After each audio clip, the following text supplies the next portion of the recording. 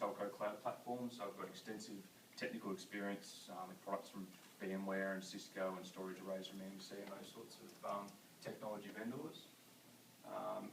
More recently, I've spent most of my time assisting businesses like yourselves in transitioning to the cloud and to cloud services in more of a sales and marketing type capacity. I've got a Masters of Networking Systems, which is very technical, and I've got an MBA as well, so feel free to come and have a chat with me afterwards and have a talk about technology or business alike. Before we get too far into this presentation today, I just wanted to see a bit of a show of hands of who's actually heard of cloud computing before. Alright, so everyone in the room's heard of cloud computing. And who thinks they know what cloud computing actually is? Oh, that's pretty good. That's pretty good. Not going to ask you, say.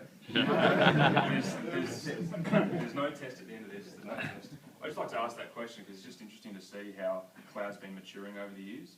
It's the sort of thing now where I think everyone's heard of the term. It's starting to get some mainstream sort of attention in your mainstream media outlets and those sorts of things. But there's maybe still a bit of confusion about what it actually is and the benefits that it can deliver to your business. So I'm going to talk about a few of those things today and also some technical aspects of cloud too. So my definition of cloud, and this is my definition, there's many definitions of cloud, but I really see it as a way of acquiring and consuming IT resources as a utility type service. So think electricity. We consume electricity by connecting to the grid. We pay for what we consume, and at the end of the month we get a bill for what we use. We don't have to invest capital in buying electric generators or anything like that. We connect to a grid, we consume what we consume, and then we pay for it at the end of the month. And cloud computing is a very similar concept to this. You don't need to invest in your own infrastructure anymore for your IT servers and licensing and those sorts of things. You can actually connect to a grid, the cloud, and consume those services as a utility type service. There's actually a lot of parallels between electricity and cloud computing, and I actually think that electricity distribution was like the first cloud, and they've been doing this for hundreds of years. If we wind the clock right back to say the mid-1800s, businesses had their own way of generating powers. There was no electricity distribution. They had water wheels, they had steam-powered turbines, those sorts of things, horse-drawn, that sort of stuff. And it wasn't until sort of the 1880s where Thomas Edison introduced this concept of, creating a grid and centralising power plants and distributing electricity that way. That's very similar to the cloud computing concepts, and I'll go into a bit more depth on that shortly. So there's lots of different types of cloud, and I'm really just throwing this up because you may see these terms around the industry, and if you're reading certain things, and I'll try and just give a little bit of an explanation about the different types or flavours of cloud, I suppose.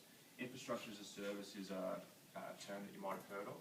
That's really about delivering the raw infrastructure components that make up your IT, your servers, your storage, your firewalls, those sorts of raw resources, and consuming them as a service. And it moves to platform as a service, where you're not just buying raw servers and storage and those sorts of components. You actually get a platform that your developers can develop applications on and run their applications on. All the way to software as a service, where what you're actually buying is a complete software package. So maybe think email, like your Gmail and those sorts of things. That's really a software as a service cloud product, where you pay for what you consume, but you get a complete package that you don't have to worry about configuring it or looking after it. Someone else does that for you. So why are we even talking about this? Why is this a concept that people want to know about, or why businesses transitioning into the cloud? I often talk about technology for the sake of technology is great, but it's really got to provide some sort of business benefit for us to even consider looking at it. If there's no business benefit, what's the point really? And I think cloud brings a lot of benefits to businesses. For example, from a cash flow perspective, instead of now having to invest in servers, licensing and these sorts of capital expenses and then have them sort of wasting away in the back of your office, you can turn that into an OPEX sort of a cost. So you can pay month by month for what you use. If your business grows and you consume more cloud, you pay for more. If your business shrinks and you consume less, you pay for less. And so from a cash flow perspective, the way you purchase cloud is more in line with how your cash flow expands or shrinks. Disaster recovery and business continuity is another key advantage and benefit of cloud. I'm happy to throw this out here for the business owners in the room with the IT in the back of your office. What would happen if something happened to your office? What happened if your office burnt down? or if there was a major power outage or some sort of issue, would you be able to recover? How long would it take? What's the sort of impact that would have on your business? I worked with a client, Bendigo, probably a medium-sized accounting firm where, they've got accountants and auditors who are, have a billable rate. They go out to customers and, they rely on technology to be able to provide their services, and they calculated that a day of downtime for them cost their business $80,000. And they calculated that over the course of 12 months, they would have roughly a day's worth of downtime for power outages or issues with their servers and things like that. That's quite a whack of cash. So by transitioning to the cloud, that customer is now 100% virtualised in the cloud. Their business continuity and their DR plans, they can just send their staff home. If the power goes out of their office, staff can go home, or they can go to McDonald's and connect to the Wi-Fi and still get back to their applications and things that they need to run their business. So there's real DR and business continuity benefits in the cloud. Security, this is probably the biggest question, or the most common question that I get is the cloud secure? You're talking about moving your data and your applications into the cloud, and there's often a concern about the security of that. And I would actually argue that cloud services are probably more secure than the way you're doing things now. In many cases, we had a security company at the Ballarat talk who probably disagreed with me because they have security guards patrolling their buildings. But even the Alsatians running around the building. Exactly. But for most businesses, the level of physical security and those sorts of things are not going to be the same as a cloud provider. So in our data centers, for example, we have video surveillance, fireproof and bomb-proof bunkers where the servers actually live. There's security patrolling that, real-time monitoring, alerting for security breaches, and all the processes and policies that go around that. And I would argue that's probably more robust than the way most businesses look after their IT equipment now. As I said earlier, the flexibility to grow and shrink, so if your business expands, you just consume more, you get a larger bill at the end of the month, or conversely, if your business shrinks, you can actually shrink your bill as well. So if things like acquisitions, if you acquire a new company and you need resources quickly, you've got that flexibility. And likewise, if you divest or shrink for whatever reason, you can also shrink your bill and what you consume, just like you do with electricity. This is an important point, this one. It actually allows you to free up your IT personnel to actually start adding value back into your business, rather than your IT guys focusing on these break-fix type of issues, the server's down, the power supply's blown up in this machine, those sorts of things. They can actually spend their time on actually adding value through technology into the business. So from a technical perspective, that's sort of the business viewpoint, I suppose, on cloud and why. From a technical perspective, as I said, it reduces those break-fix issues. It allows you to free your time up to do more important things for the business. There's an inherent reliability in cloud services. So to engineer your internal IT systems to have the same sort of resiliency and redundancy that cloud systems have, it's typically not possible.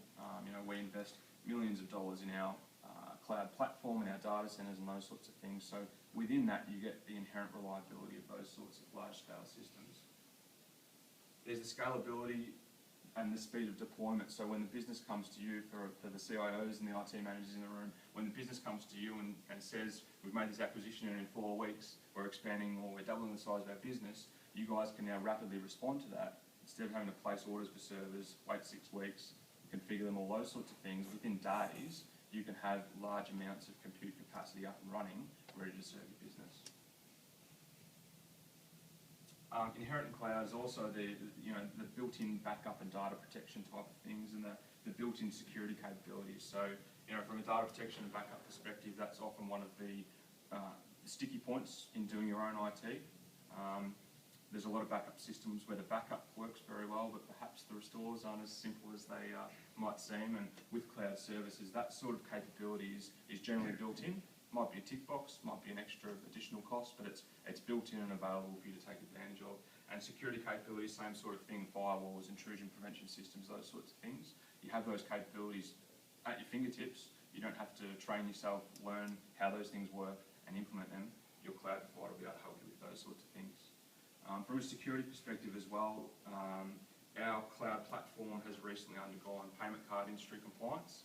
With the work that we do closely with the Bendigo Bank running their data network and their network for their ATMs and those sorts of things, we've I believe, are the first service provider in Australia to gain PCI compliance, which is all about the processes and the policies around how we deal with security and those sorts of things. So, you know, we've gained that capability through our work with the bank, that allows us to provide that same level of security to you guys as well.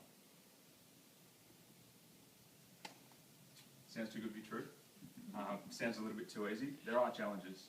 There are absolutely challenges. Connectivity is really important. So what we're talking about is moving your data and your applications from within your premises out into the cloud. So your connectivity to the cloud, your WAN connection, is absolutely critical. So we're talking about, you know, business-grade internet connections. If you're a multi-site organisation with offices around the country, we're talking about private WAN connections and VPN-type connections. So the connectivity is really important. The IT department and the IT integrator are absolutely critical. So for the CEOs and business owners in the room, I'm sorry, but you can't sack all your IT staff. It's not about that. It's about freeing up those IT staff to be able to add more value to the business. They're still absolutely necessary, the IT integrator especially, to migrate into the cloud and to actually manage that process, but also to keep those systems and those applications and services running. What it means is, instead of those guys fixing broken power supplies or hard drives that are dead, they're actually adding value and leveraging the IT to the business's advantage. So now I just wanted to talk about why you might actually source cloud locally. Why would you purchase cloud from Community Telco versus, you know, one of the other cloud vendors? Because there's plenty out there. You know, you've heard of all these guys, Microsoft, Google, Amazon. There's lots of cloud, Salesforce. Why would you purchase this from a local cloud provider versus an international one? And I think trust is absolutely critical when you're talking about moving your data and your applications from within your business, where you can actually touch it, out into the internet, out onto the cloud. You have to trust that that cloud provider is looking after your data. And who owns your data? It's your data. But if you're giving it to a service provider, who actually owns it? And in the T's and C's of some of the service providers, you know, it will actually say words to the effect of, if you move your data to their cloud, they have the right to do whatever they need or whatever they would like with your data. So that's not the case with us. You still own your data. Yes, it's in our data centre, so we're the custodians of it, we back it up and protect it and all those sorts of things, but it's your data. And if you choose to move, you can take that, and we can help you take that, but it's ultimately your data, and it's always your data. Latency is another important thing to consider when making the decision to source cloud locally or internationally. So latency is the time it takes for your computer to, you know, reach the application in the cloud. And that can be, you know, a significant amount of time depending on where the data center might be. So, you know, the Microsofts and Googles of the world, you know, the data centers are typically in Singapore, US, Europe, those sorts of places. And the time it takes for you to actually access your applications, that can actually lead to performance issues. You might find that your applications feel sluggish and those sorts of things. So that's something to consider. Data sovereignty is another one, same sort of thing. If your data is physically located in Singapore or Europe or US, it's actually bound by the laws of that country. So that's just something you need to keep in mind. And there are compliance and regulatory requirements in some industries, so healthcare and some sectors of finance, for example, where you actually can't have your data overseas. So that's another reason why you may have to actually look locally purely for that reason. So how do we actually get there? You know, you might be thinking this sounds okay, but how do we actually get there? And it's not magic. There is a migration process. You can't just sort of turn it on and it magically works. But we will help you with that. Your IT integrator is critical with that as well, and your IT department in shifting your data and your applications into the cloud. But there is a migration process. And to give a bit of an example of how that works and a sort of case study, Jimmy Possum Furniture are a Community Telco customer. They're in the manufacturing and retail industry, so they're actually a manufacturer of very, very high-end furniture. Their factories are in Bendigo, and they've got retail stores nationwide. They started with us with just a single virtual server in the cloud. They were worried about their particular production application that was critical to their business. They were worried about the reliability of it and the impact of that going down to their business. So they moved their most critical application, critical server into the cloud first, just to dip their toe in the water. They really liked that. It was, you know, doing what it was supposed to do, and eventually they moved all of their servers over time, and now they're 100% in the cloud. They don't have any servers or data on site at any of their offices or locations anymore at all. So their business continuity and DR plans have dramatically changed. They don't have to worry about the head office burning down or the power or the connectivity to their head office. They've got a lot more flexibility now around their business continuity. And ultimately, it's enabled their IT to focus on adding value. And I talk to their CIO all the time about this, and you know, he's amazed at how much time his IT guys have now, because they used to be so reactive to things breaking all the time, whereas now they've got time to actually add value back to the business. That's probably all I've got, but I'm happy to answer any questions, because I know that's been